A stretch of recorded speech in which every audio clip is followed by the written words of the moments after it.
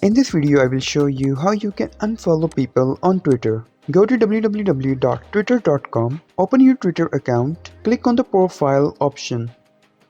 It will be located on the left menu panel. Click the following option. You can find it below your Twitter bio section. You will see a list of accounts that are following you. Find the name of the persons you want to unfollow and hover your mouse over the following button in the front of the name. Then press the unfollow button.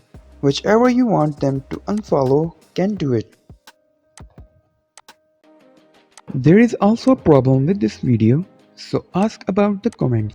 Any problem related to social media and internet, let them know in the comment bar so that a video can be made on it. Please like this video and subscribe our channel and press the bell icon for any updates.